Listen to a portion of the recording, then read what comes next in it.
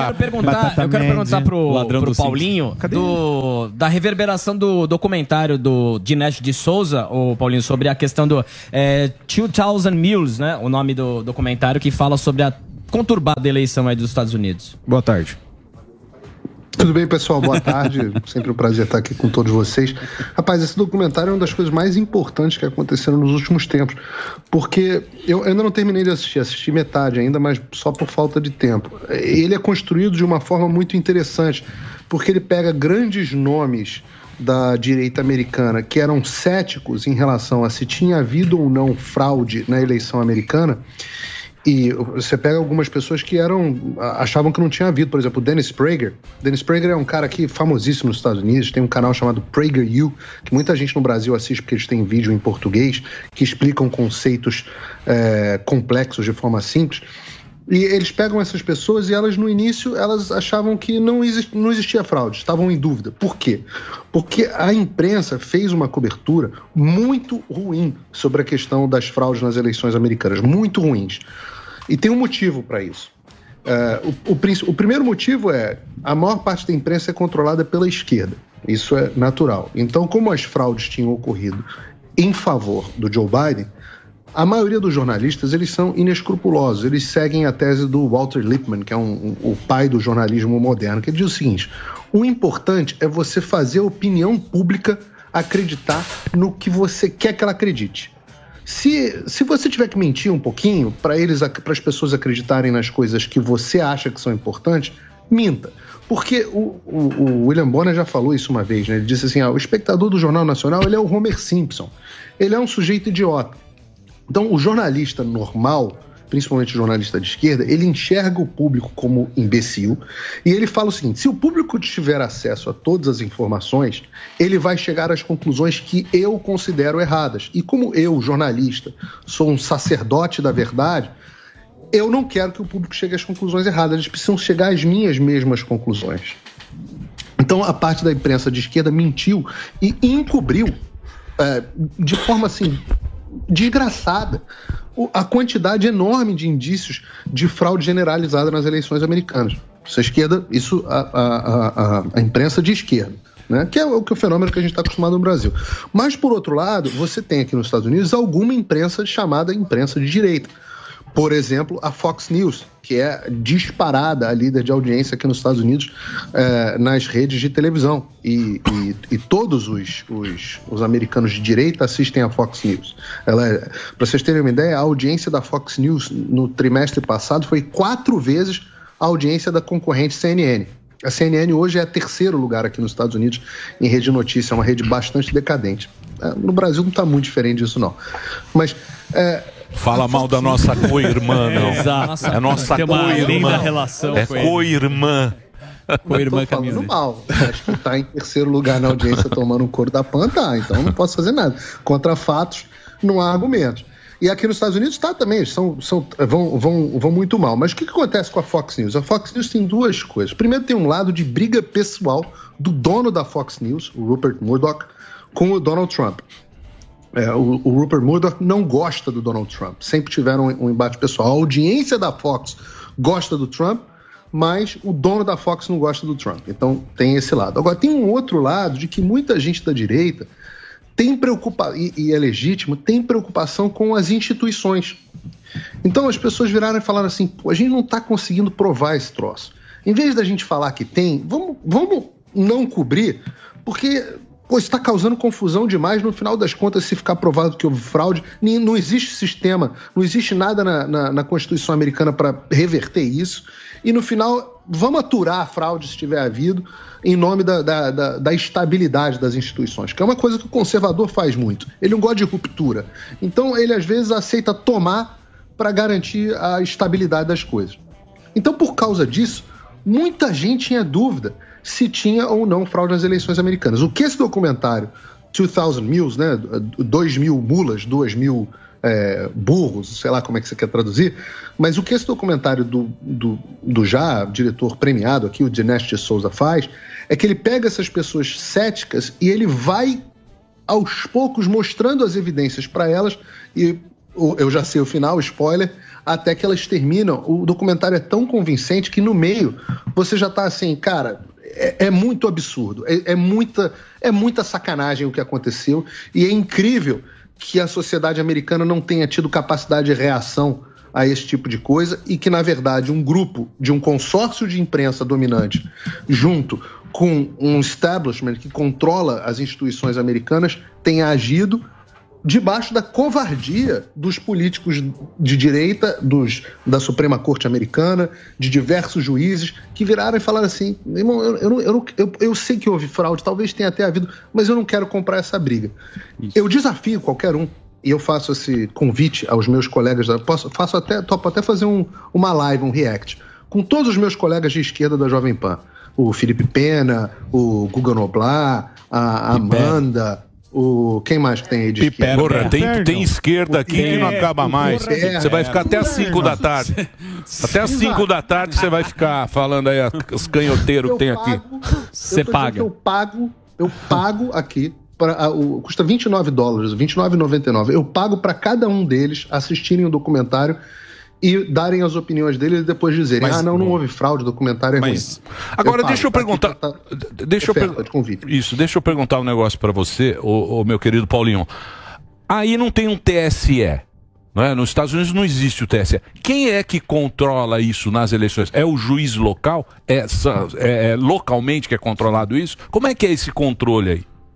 Aí é que é a confusão, tá? Pelo seguinte, vou explicar por quê. Aqui realmente não tem TSE, e é bom que não tenha TSE, porque também não tem Justiça do Trabalho. Justiça é justiça. Então, se você tem um problema, você recorre a uma justiça, tem lá um juiz. TSE é um esquema que o Brasil arrumou para concentrar o poder eleitoral na mão de uns poucos e ainda dar uma chance para vários juízes, TSE, TRE, os tribunais eleitorais todos, vários juízes ganharem 2 vezes. Então, eles acabam furando os tetos de gasto, recebendo 2 vezes, têm benefícios dobrados, etc, etc. Mas, no final das contas, justiça é justiça. Quando um problema... Agora, aqui nos Estados Unidos as eleições são estaduais. Então, de um modo geral, os estados decidem as suas questões. Então, você, teoricamente, entraria na justiça do estado, na justiça local. Só que existe uma discussão, porque quando você tem uma eleição para presidente, ela afeta a federação como um todo. E aí, quando ela afeta a federação, você, teoricamente, poderia entrar numa corte federal também. Então, você tem causa para entrar nas 2 cortes. E muitas vezes o que a gente viu durante o processo eleitoral americano é que as 2 cortes divergiam. E várias ações que seguiram em curso aqui, elas não foram adiante porque os juízes falavam que não tinham tempo para apurar um negócio, e aí era o seguinte: você não pode parar o país e dizer, para que a gente não sabe quem vai ser o presidente. Não existe nenhuma previsão na Constituição americana do que aconteceria, tá? Você não pode falar assim, para enquanto a gente apura se houve fraude ou não, enquanto isso não assume o presidente novo. Então um monte de juiz preferiu simplesmente virar e falar, tira esse bicho daí, tira esse bicho daí, tira esse bicho daí.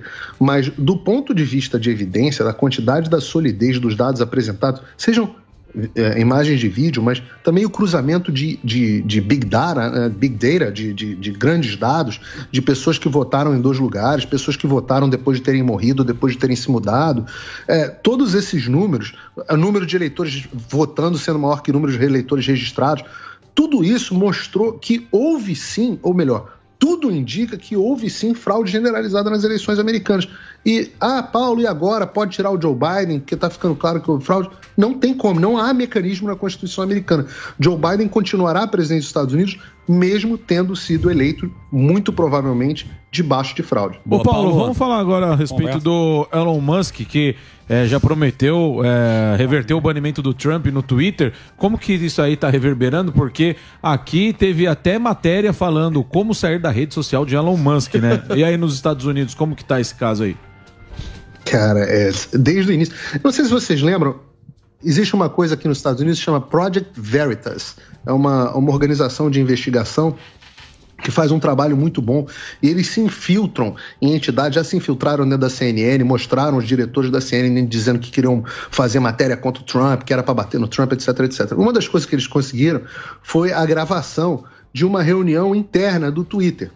E a CMO é Chief Marketing Officer, é o número 1 do marketing nos Estados Unidos de uma empresa. CMO é o número 1 do marketing. Você tem o CEO, que é o Chief Executive Officer, que é o número 1, é o cara que manda, e você, no marketing, você tem a CMO. A CMO do Twitter, numa discussão, em uma reunião onde eles explicavam o que ia mudar com a compra ou não do Elon Musk, a primeira pergunta que ela fez, falou assim, o que acontece? A gente vai reverter e o Trump vai voltar?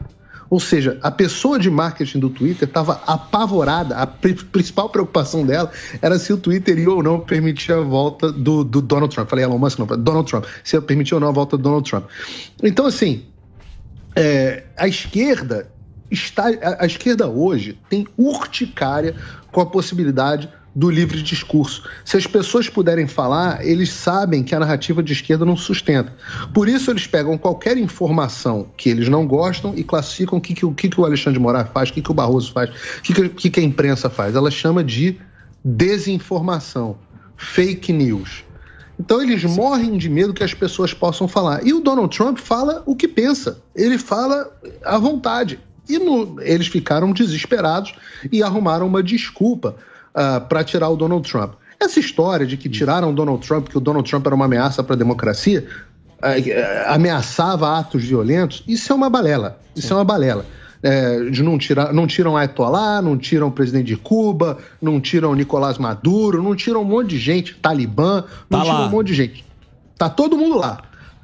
Ontem, a Lightfoot, que é a prefeita democrata de Chicago, uma cidade grande aqui nos Estados Unidos, a prefeita estava dizendo que as pessoas deveriam, que a comunidade LGBTQ, XYZ, deveria pegar em armas para defender os seus direitos. E que não deveriam desistir dos seus direitos sem luta. Ou seja, a prefeita de uma das cidades mais importantes dos Estados Unidos está falando em pegar em armas. E aí a pergunta que eu faço, gostaria muito de fazer aos ministros Alexandre de Moraes, o ministro Barroso, se isso também, se fosse no Brasil, seria incitação à violência, ato antidemocrático, se ela tivesse no Brasil, se um prefeito no Brasil falar isso no Twitter, tem mandado de prisão contra ele, como teve Daniel Silveira, tem processo como teve com Alan dos Santos. Então, assim, no final das contas, não tem nada a ver com ameaça à democracia, ameaça às instituições. Tem a ver o seguinte, discurso de direita não pode. Discurso de esquerda pode à vontade. MST pode invadir o Congresso. Pode botar fogo, invadir o... Isso é a narrativa. Ô Paulo, posso aproveitar e falar sobre esse assunto dos Estados Unidos? Você deve conhecer o humorista David Chappelle. Tava falando com o Emílio que ele fez uma apresentação, chegou um cara, quase derrubou ele. Quase não derrubou. Derrubou, né? Tava até armado. Derrubou. E o David Chappelle é um cara que tá batendo no politicamente correto e parece que tá mudando um pouco essa pega, que até nos Estados Unidos, de o cara falar, não, agora eu vou fazer piada mesmo, eu vou ter a minha liberdade. Como é que você tá vendo esse movimento aí nos Estados Unidos? Eu acho muito interessante, Zucker, pelo seguinte, as pessoas dizem que eu sou um cara conservador, e realmente eu não acredito em rupturas bruscas, etc, mas eu tenho uma veia liberal muito forte em mim. Eu acredito muito nas liberdades individuais, eu acredito muito que as pessoas podem falar o que quiserem, que piada tem que doer mesmo, que eu já sempre brinco que o humor tem que ser escroto de vez em quando, não tem razão de não ser, faz parte do nosso processo. E antigamente, até a década de 90, digamos assim, os conservadores eram os chatos do humor, né? Você tinha palavras que você não podia falar na televisão. Você tem um dos grandes humoristas da história dos Estados Unidos, se chama George Carlin, já falecido. Ele sentava o pau nos conservadores porque os conservadores censuravam os discursos que eram moralmente, que violavam a moral e os bons costumes. Eu nunca acreditei nisso. Eu acredito em classificação para as crianças não serem expostas a determinados conteúdos, mas acho que humor, arte, você pode falar e fazer o que quiser, inclusive piada com religião, inclusive o que quer que seja. Eu sou bastante liberal nesse sentido. E, tradicionalmente, os humoristas sempre foram mais à esquerda, porque o humorista ele é iconoclasta por natureza. Ele quer destruir os ídolos e as instituições, ele quer fazer piada com isso. Faz parte do humor. Então, sempre os humoristas americanos foram de esquerda. Agora, a esquerda virou a censura. A esquerda quer censurar com o politicamente correto, com suposta defesa das minorias. Quem não deixa mais fazerem as piadas é a esquerda. Então, o que aconteceu? Não é só o David Chappelle. Você pega, por exemplo, o Bill Maher, que é também humorista, que apresenta um programa meio que de comentário de notícias na HBO, e o Bill Maher, que é um cara muito de esquerda, está assumindo posições que são posições pró-liberdade de expressão, e as pró-liberdade de expressão passaram a ser bandeiras de direita. Ora, o Elon Musk fala, eu sempre me classifiquei como uma pessoa de esquerda, mas a esquerda virou censura, e eu acredito em liberdade de expressão, então eu passei a ser direita. A mesma coisa, o Rick Gervais, que é um outro comediante, acho que australiano. Mas ele é inglês. Não, inglês. Inglês, então inglês. Ele tem aquele sotaque estranho dele, mas ele também está sempre fazendo piadas politicamente incorretas e nunca mais foi chamado no Oscar depois que detonou a hipocrisia. Não sei se foi o Oscar, mas foi Golden Globe. Isso aí também a gente vê na rua. Foi até que o Mano Brown falou. O fenômeno aqui no Brasil é curioso isso, porque o Lula antigamente, ele tinha povão. O PT tinha povão. Pra caramba. Tinha um povão que gostava. A base. E hoje em dia você vê, porque esse discurso, esse identitário que vocês falam, esse negócio e tal, perdeu uma base do povo. Exatamente. Que é Lula. Lula tem bastante aqui, Vila Madalena, umas veinhas meio... Sabe umas veinhas meio modernas? Eu conheço umas. Tatuado. Conhece? Umas veinhas meio moderninhas. Fita linda. Maconheirinha velha, tudo Lulinha. Mas eu acho que isso perde a identidade do Lula, que era o Lula lá de São Bernardo. Os trabalhadores. Você não vê mais, você vê meio uma elite ali do... Eu não sei se é o PSOL, se é a modernidade que vê, mas é muito curioso. A esquerda mudou, Emílio. É muito curioso isso. Aí também nos Estados Unidos? Sim. A esquerda, você vê, ela era... O que compunha a esquerda, tradicionalmente, o que compôs a esquerda? Sempre os trabalhadores, né? Os trabalhadores braçais, os trabalhadores comuns e o homem do campo. Hoje, trabalhador comum e homem do campo tem pavor da esquerda. A esquerda... Quem é a esquerda hoje em dia? É uma burguesia... que se sente culpada, extremamente raivosa, educada nas melhores universidades, todos esquerda caviar, usando iPhone e tudo mais. Essa é a esquerda hoje em dia. A esquerda hoje é a menina que trabalha no marketing da L'Oréal, de cabelo roxo, que quer ser descoladona, ela é de esquerda. A esquerda hoje é a menina da universidade, paga com todas as contas do filhinho pagas pelo papai. A esquerda é o herdeiro da loja tal, herdeiro de supermercado, que quer estudar na Sorbonne, e aí ele acha bonito ser de esquerda. A esquerda é isso. Não tem mais a esquerda popular. E todas elas concentradas nos grandes centros urbanos, onde as pessoas, os centros urbanos, desconectam as pessoas da realidade. O comedor de sushi, tomador de Starbucks, ele está completamente desconectado do mundo real. O Frappuccino Moca. Eu concordo com você. É isso aí. Infelizmente a gente está com o tempo estouradaço. Que pena, fica para depois. Gostei do comedor de sushi. Mas cara, isso aí... É o Frappuccino Moca com nigiri. Eu acho, pro cara normal, pega a gente normal. Trabalhador. Eu acho que soa hipócrita isso. Cara, Soa muito hipócrita. Porque você não compra aquilo lá. Porque é o vegano. Não compra. O cara normal. É lógico, tem gente que... Paulinho, obrigado, hein, pelo papo, pela aula que você sempre dá aqui pra gente hoje. Obrigado, viu? Eu que agradeço o convite. Prazer estar com vocês. Valeu. Paulo Figueiredo tá lá nas... Você não viu o negócio do Twitter? Tem que ver por que ele não tem o selo azul, Delari. A gente vai conseguir. A Paulinha vai trazer o dono do Twitter do Brasil. A Delari vai te dar o selinho. Quero ver se ele vem aqui. Chama ele. O CEO do Brasil pra falar por que... ele tem o selo azul agora. Instagram. Instagram. Não, no Twitter. Queremos Twitter. Vai lá, Paulinha.